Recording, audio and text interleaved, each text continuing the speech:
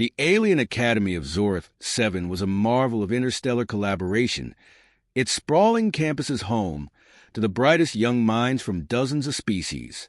Its halls echoed with the hum of diverse languages, and its lecture halls were equipped with state-of-the-art holographic displays tailored to suit every kind of learner. For the Mazari, a species celebrated for their physical resilience, the Academy was both a place of knowledge and an opportunity to showcase their superior biology. The Mazari were known throughout the galaxy as the epitome of endurance. Their crystalline bones were nearly unbreakable, their skin capable of withstanding extreme temperatures, and their regenerative abilities were unmatched. They could regrow entire limbs in a matter of days. Other species respected them, even feared them, for these traits. But for the Mazari students, the idea of fragility was almost laughable. Among their peers, the humans stood out as the most fragile of all. Professor Thareke, a towering Mazari with bioluminescent skin that shifted hues with his mood, stood at the head of his xenobiology class. His glowing blue skin illuminated the holographic display of a human body rotating slowly in the center of the room. The delicate lattice of bones, the intricate weave of muscles, and the relatively thin outer layer of skin were all laid bare for analysis. Humans, he began, his deep voice resonating through the room, are among the most physically vulnerable species in the known galaxy. Their skeletal structure is fragile, prone to breaks under relatively minor stress.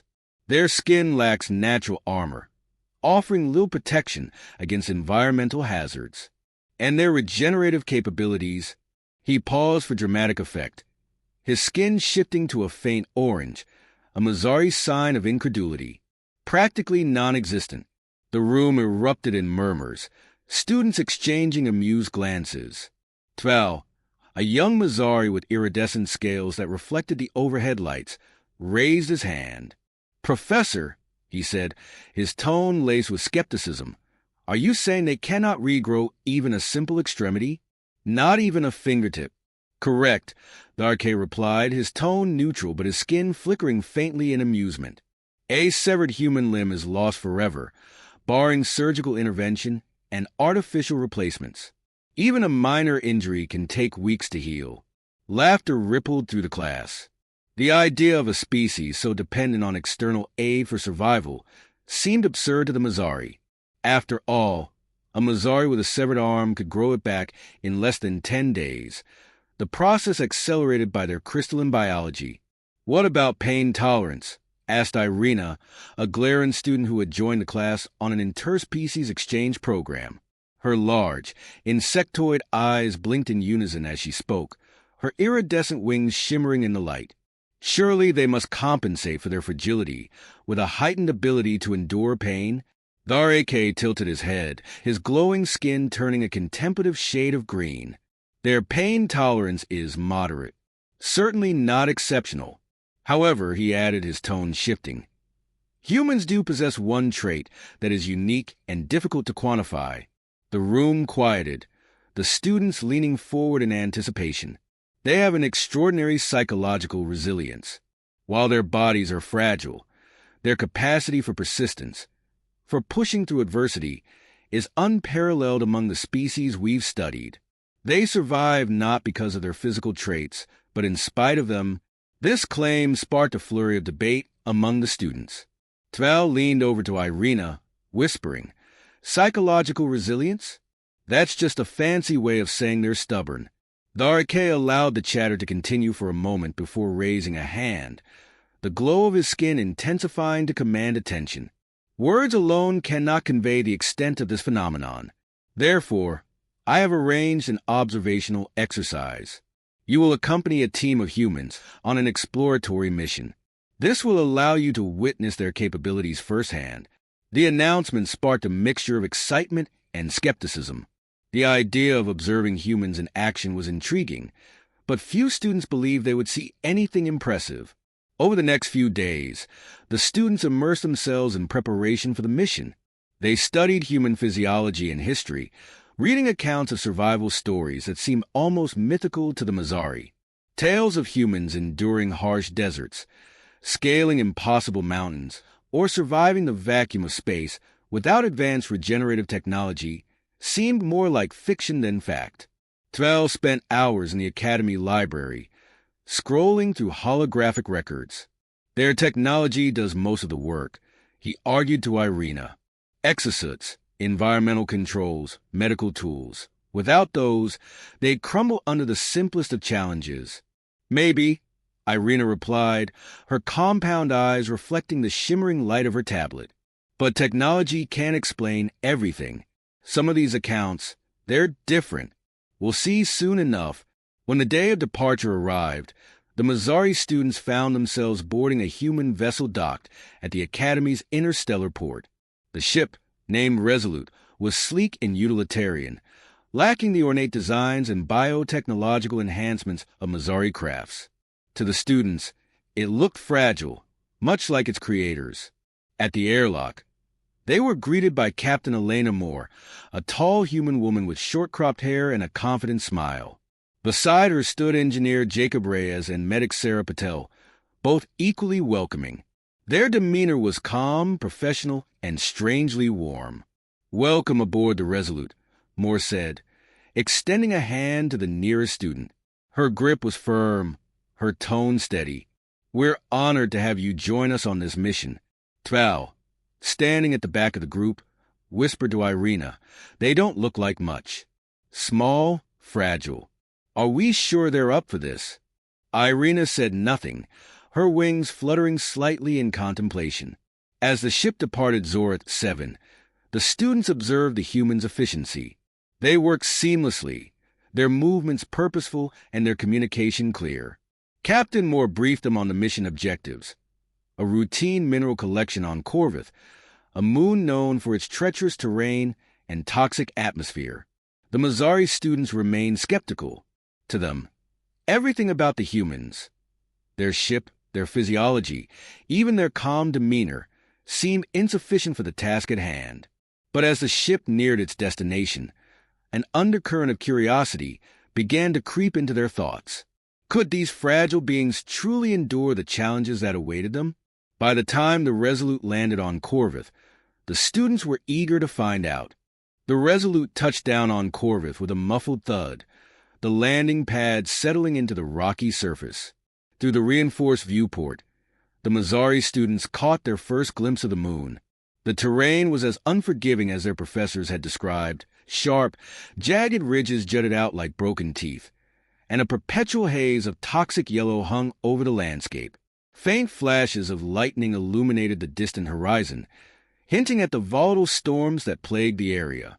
"Welcome to Corvus," Captain Elena Moore announced over the comms, her voice steady.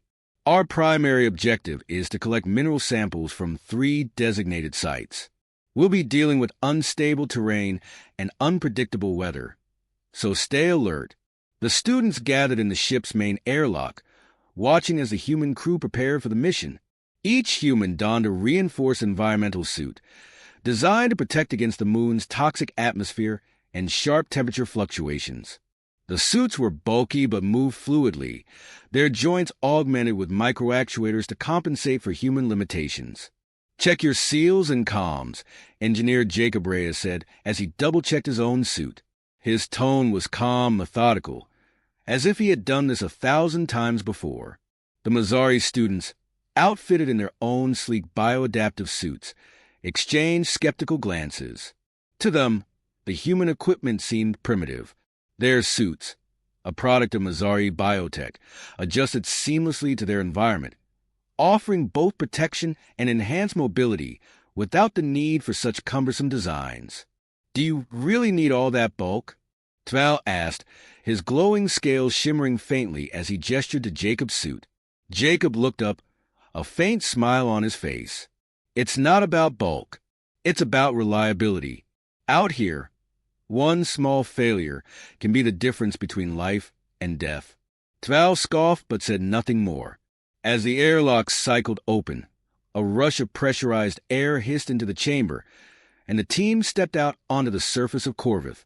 The harsh wind bit at their suits, carrying particles of corrosive dust that shimmered in the faint light. The humans moved with practiced caution, scanning the terrain with handheld devices to identify the safest paths. The first site was located a kilometer from the landing zone, a journey that would take them across uneven terrain and over a shallow ravine. Captain Moore took the lead, her movements deliberate but confident. The Missouri students followed closely, their curiosity tempered by skepticism. They had come to observe, after all, not to intervene. "This terrain is unstable," Irina noted, her compound eyes scanning the jagged rocks around them. "Your boots, do they provide adequate traction?" Moore glanced back at her, the faint outline of a smile visible through the faceplate of her helmet. "They do the job, but it's not just the equipment. It's knowing where to step." As if to demonstrate, she pointed out a series of smaller, more stable rocks leading across a particularly treacherous section of the path. The students watched as she navigated it with ease, her crew following suit. When it was their turn, Tval stumbled, his foot slipping on a loose rock. He regained his balance quickly, but not without a sheepish glance at Moore. The first sight was a success. The humans worked efficiently, using specialized drills to extract the mineral samples while monitoring the environment for signs of instability. The Missouri students observed with a mix of fascination and disbelief. The humans were undeniably fragile. Every action seemed fraught with risk, but their focus and teamwork were undeniable. "They're coordinated," Irina admitted, her wings fluttering slightly as she watched. "But coordination alone doesn't explain how they survive environments like this." "It's persistence," Jacob said, overhearing her. "Sometimes survival isn't about strength or speed. It's about not giving up." The second site was located deeper within the rocky terrain, near the edge of a jagged ridge. As the team approached, the wind began to pick up, carrying with it the ominous scent of an approaching storm. Moore paused, scanning the horizon with a handheld device. "Storm's moving in faster than expected," she said, her tone calm but firm. "We'll need to pick up the pace." The team increased their speed, navigating the increasingly unstable terrain with caution. The Missouri students, though more agile, found themselves struggling to keep up with the humans' relentless pace. Moore, despite her seemingly fragile appearance, moved with a determination that was impossible to ignore. It was during the extraction at the second site that disaster struck. A deep rumble echoed through the ground, followed by a sudden shift in the rocky terrain.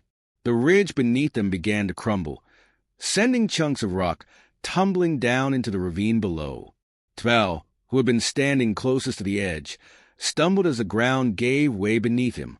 Moore was the first to react. With a speed that belied her human limitations, she lunged forward, grabbing Tval by the arm and pulling him back just as the ground collapsed completely. The force of the movement sent them both sprawling, and Moore let out a sharp cry as her leg twisted beneath her. "Captain!" Jacob shouted, rushing to her side. Tval, shaken but uninjured, stared at her in disbelief. Moore's leg was clearly broken, the unnatural angle of her limb visible even through her suit. Blood seeped from a tear in the fabric where a jagged rock had pierced it, and the toxic atmosphere began to hiss against the puncture. Despite the obvious pain, Moore's voice was steady. "Jacob," she said, her tone firm despite her pale face. "Status report. Are the samples intact?" "Yes, but—" Jacob began, but Moore cut him off. "Good. Seal the tear and split my leg. We're not done here." The Missouri students watched in stunned silence as Jacob and Sarah worked quickly to stabilize Moore's injury.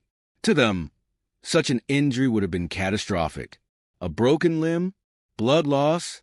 For a Missouri, it would be an inconvenience at most. For a human, it should have been debilitating. And yet, Moore remained focused, her expression resolute. "You should return to the ship," Irina said, her voice tinged with unease. "Your injury." "Not an option," Moore replied, her tone leaving no room for argument. "We have a mission to complete." The students exchanged uneasy glances. They had come to observe humans, expecting fragility and inefficiency. What they were witnessing instead was something entirely different. Moore's resilience, her refusal to give in to pain or fear, defied their understanding of biology. As the team moved toward the final site, the storm continued to close in. The wind howled and the toxic haze thickened, reducing visibility to mere meters. Yet more, her legs splintered and her movements slower but steady, continued to lead the way. "She's not fragile," Tval said quietly to Irina, his voice tinged with both awe and confusion. "Not at all." Irina nodded, her compound eyes fixed on Moore's determined figure. "There's more to humans than we thought." The storm intensified as the team pushed forward to the final extraction site. Winds howled, whipping toxic particles through the air and forcing the group to rely on the augmented visibility provided by their suits. The Mazzari students were becoming increasingly uneasy. Though their bioadaptive suits offered substantial protection, the volatile conditions of Corvus made them question whether this mission was worth the risk. For the humans, however, retreat was not an option. The final site was situated on a precarious plateau surrounded by jagged rocks and unstable terrain. Reaching it required traversing a narrow path along the edge of a steep drop, where one misstep could send someone plummeting into the chasm below. Despite the hazardous conditions, Captain Moore led the way, her injured leg dragging slightly as she moved. "You don't have to do this," Irina said, hovering close behind Moore. Her wings fluttered nervously, the Mazzari equivalent of wringing one's hands. "We can take over." Moore glanced over her shoulder, her face pale but determined. "I appreciate a concern, Irina, but this mission is my responsibility. We're almost there." The students couldn't understand it. To them, her injury was a clear sign to stop, to seek safety and medical attention. Yet Moore pressed on, her movements deliberate and her focus unwavering. Every step she took seemed to radiate an unspoken message. Giving up was not an option. As the team approached the extraction site, the ground beneath them began to shift. A deep rumble echoed through the plateau, the rocks groaning under the strain of their weight. The students paused, scanning their surroundings nervously. "Careful," Jacob warned, his voice crackling over the comms. "This area is more unstable than we thought. Keep your weight distributed evenly and move slowly." The team fanned out, their movements cautious as they set up the extraction equipment. The human crew worked with practiced efficiency, deploying a series of automated drills to collect the mineral samples embedded in the rock. The Mazzari students, though skeptical, couldn't help but be impressed by the humans' adaptability. Even injured, Moore coordinated the operation with precision, issuing instructions and monitoring the storm's progress. It was during this critical phase of the mission that disaster struck. The ground beneath Captain Moore gave way without warning, sending her tumbling down a slope of jagged rocks. The comms erupted in a flurry of panicked voices as Jacob and Sarah rushed to her aid, the students trailing behind. Moore's body came to rest against a protruding boulder, her suit torn in several places and blood pooling around her injured leg. "She's critically injured," Irina exclaimed, her voice rising in alarm. "We need to get her back to the ship immediately." Jacob crouched beside Moore, his hands working quickly to seal the tears in her suit with an emergency patch. "Hang in there, Captain," he said, his voice tight with worry. Moore grimaced, her face contorted in pain. "Jacob, the samples. Are they intact?" Jacob hesitated, glancing back at the drills still operating on the plateau. "Yes, but—" "Then finish the mission," Moore interrupted, her tone firm despite the obvious strain. "We didn't come all this way to leave empty-handed." The Mazzari students stared at her in disbelief. To them, her insistence on completing the mission was incomprehensible. Her injuries were severe. By Mazzari standards, they would have been considered fatal. Yet Moore's focus remained unshaken, her resolve as unyielding as the rocks around her. "This is madness," Tval muttered, his scales dimming to a dull gray, a sign of distress. "She's putting herself at unnecessary risk.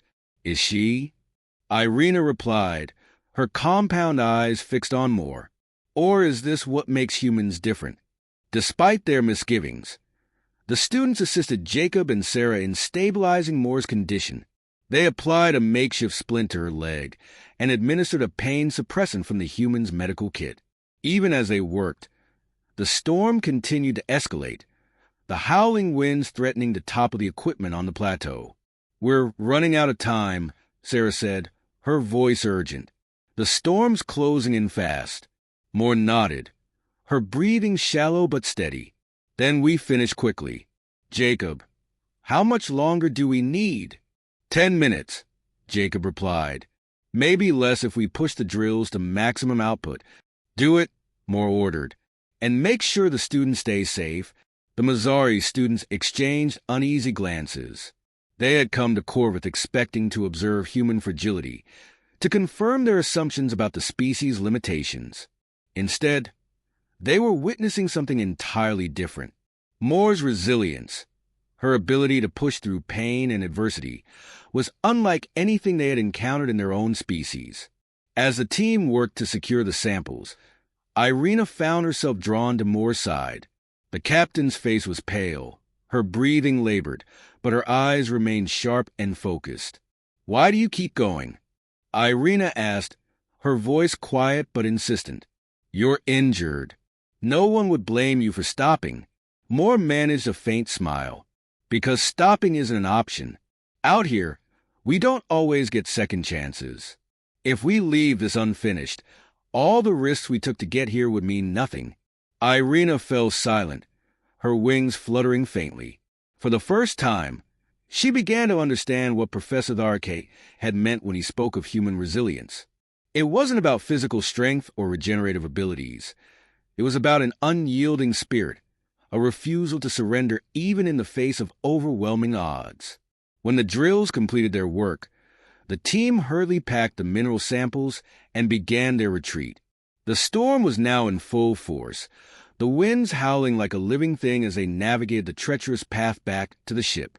Moore, her movements slowed by her injuries, leaned heavily on Jacob for support, but refused to let anyone carry her. As they reached the final stretch, a deafening crack echoed through the air. A massive boulder, dislodged by the storm, came hurtling down the slope toward the group. Irina, who had been trailing behind, froze in fear as the boulder bore down on her. "Move!" Moore shouted, her voice cutting through the chaos. Ignoring her injuries, Moore shoved Jacob aside and lunged toward Irina, pulling her out of the boulder's path just in time. The force of the movement sent Moore sprawling to the ground, her injured leg buckling beneath her. "Why did you do that?" Irina asked, her voice trembling as she helped Moore to her feet. "You could have been killed." "Because you needed help," Moore replied simply. "And that's what we do." The group finally reached the safety of the ship, battered and exhausted but alive. As the airlock sealed behind them, the Mazzari students sat in stunned silence, their earlier arrogance replaced by awe. They had come to Corvus expecting to study human fragility. Instead, they had witnessed a strength that defied explanation. The airlock hissed as it pressurized. The storm's howls muffled as the crew and students filed back into the safety of the Resolute. Inside, the atmosphere was tense but tinged with relief. The extraction mission was complete, and everyone had made it back alive. Yet the focus of the Mazzari students was fixed on Captain Elena Moore, who leaned heavily against Jacob, her injured leg dragging as she moved. "Sarah, prep the medbay," Jacob said as he helped Moore onto a stretcher. "We need to stabilize her properly." "I'm fine," Moore insisted, though the strain in her voice betrayed her pain. "Focus on the samples. Get them secured." "We can handle both," Sarah replied, her tone firm but kind. "Now stop talking and let us take care of you." The Mazzari students watched in silence as the human crew worked with practiced efficiency. Tvala's scales shimmered faintly, reflecting his inner turmoil. For all their initial skepticism, the students were beginning to realize they had vastly underestimated the humans. To witness a leader push through such severe injuries and still prioritize the mission and her crew was a stark contrast to the way their own species might have approached such a situation. "She should rest," Irina whispered to Tval. "But she won't." "Why not?" Tval asked, his voice low. No Mazzari would push themselves to this extent. It seems illogical. Perhaps logic isn't the only factor, Irina replied, her compound eyes flickering with thought. In the med bay, Sarah worked quickly to treat Moore's injuries. The captain's leg was a mess, fractured in multiple places, with deep lacerations from the jagged rocks of Corvitha's surface. Yet Moore remained stoic, offering the occasional wince but no complaints. "I've had worse," Moore said, attempting a weak smile as Sarah applied a stabilizer to her leg. "Yeah, sure you have," Sarah replied, shaking her head. "You're lucky we patched your suit in time. A few more minutes of exposure, and you'd be in critical condition." Moore shrugged. A few more minutes wouldn't have mattered if we hadn't completed the mission. From the corner of the medbay, Irina watched the exchange intently. Unable to contain her curiosity, she stepped closer. "Captain Moore," she began, her wings fluttering slightly. "I still don't understand. Why risk yourself so completely? The mission was important, yes, but your survival should take precedence." Moore turned her head, meeting Irina's gaze. Despite her pale complexion and evident exhaustion, her eyes burned with an intensity that made the Mazzari student falter. "It's not just about the mission," Moore said. "It's about the people depending on me. My team, my crew, the scientists back home waiting for these samples. They're all counting on us. And when people count on me, I don't let them down. But at what cost?" Irina pressed. "If you were Mazzari, your behavior would be considered reckless." "Maybe it would," Moore admitted. "But humans are different. We don't survive because we're the strongest or the fastest. We survive because we keep going no matter what." In the following hours, the storm on Corvith raged on, battering the ship as it prepared for takeoff. While the crew secured their collected samples and ran diagnostics, the Mazzari students found themselves reflecting on the events they had witnessed. They gathered in one of the ship's observation rooms, staring out at the swirling chaos beyond the viewport. "I never thought I'd see a species more fragile than humans endure such conditions," Tval admitted, his tone contemplative. "But she did. And not just endure, she led us through it." "It defies logic," Irina said. "Her biology is so limited. Yet her determination made those limitations seem irrelevant." "Maybe that's the key," said another student, a Mazzari named Calix. "Their strength isn't in their bodies. It's in their minds. Their willpower." Tval scoffed lightly. "Willpower won't protect you from broken bones or toxic air."